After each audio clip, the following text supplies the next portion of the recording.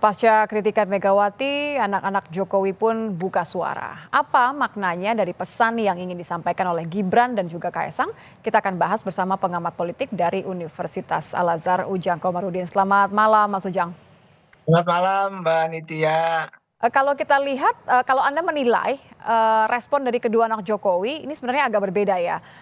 Tapi bagaimana Anda menilai respon dari Kaesang dan juga Gibran? Karena kan sebenarnya Ibu Mega tidak menyebut nama, hanya penguasa saat ini.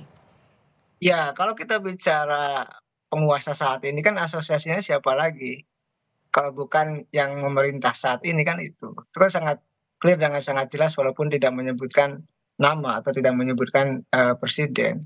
Makanya ya ada respon ya yang kata dari anak-anaknya itu termasuk Gibran dan Kaesang. Jadi saya melihat apa yang disampaikan oleh Ibu Megawati ada peringatan keras sebenarnya. Artinya antisipasi gitu bahwa sejatinya kekuatan-kekuatan di masa yang lalu itu tidak boleh kembali. Kalau saya sih melihat begini, salah satu misalkan apa sih ciri-ciri dari Orde Baru itu?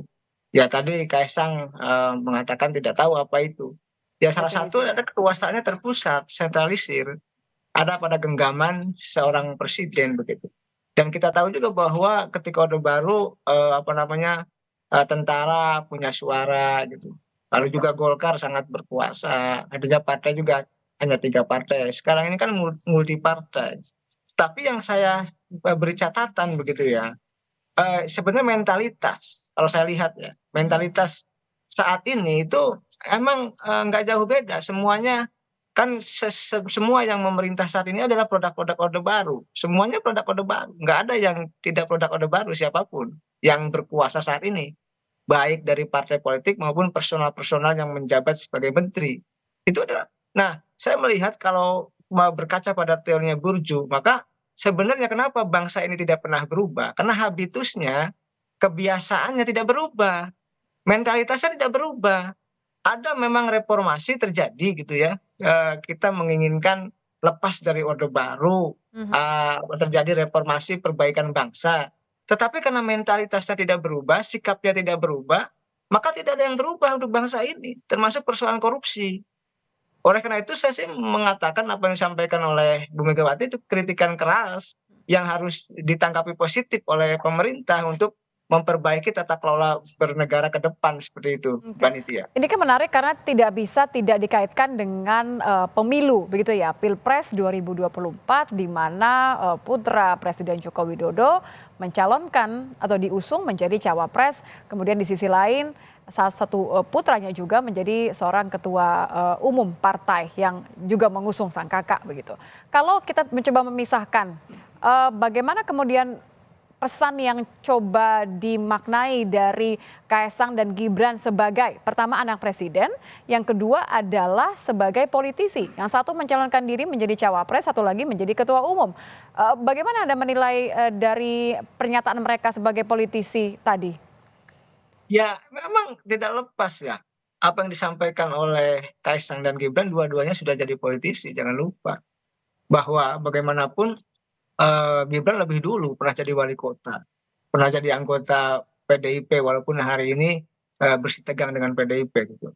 Bahkan katakanlah akan masuk Golkar. Kita tahu juga Kaisang sebagai politisi atau ketua umum PSI. Jadi dua-duanya politisi. Nah dalam konteks ini saya melihat memang apa yang direspon oleh Kaisang dan Gibran, ya sebenarnya responnya tidak terlalu jelas, responnya tidak terlalu substantif gitu. Hmm. Ya ke depan ya mesti apa namanya respon-respon itu harus jelas, terukur gitu. Misalkan tadi dicari dong referensi Orde Baru seperti apa gitu, lalu bisa membantahnya dengan enak gitu, sehingga apa yang disampaikan ke publik itu publik merasa mendapatkan pendidikan politik yang baik, bukan hanya sekedar responsif misalkan tadi seperti apa namanya, tidak ada zamannya pemerintahan ini yang ditangkap karena menghina presiden di Ya, media di sosial. media sosial, Ya betul. itu konteks yang lain apa yang disampaikan oleh Megawati, tidak ada di situ unsur penghinaan. Ya kan tidak ada juga apa namanya, terkait dengan persoalan penghinaan di media sosial. Hmm. Nah, disitulah sebenarnya seorang politisi yang baru gitu ya, siapapun ya, termasuk Gibran, Kaisang, harus melihat respon dari pihak lain itu dengan cara yang elegan, dengan cara yang baik dan cara substantif. Sehingga apa yang disampaikannya itu menjadi sesuatu yang menurut saya yang berbobot begitu, mendapatkan tadi pendidikan politik yang baik bagi publik. Oke, kalau, Gibran sendiri kan tadi merespon dengan ya saya akan menerima apapun itu, kritiknya. Ini menurut Anda jawabannya memang cukup aman, sebagai lebih mewakili sebagai seorang putranya Jokowi atau tadi sebagai cawapres?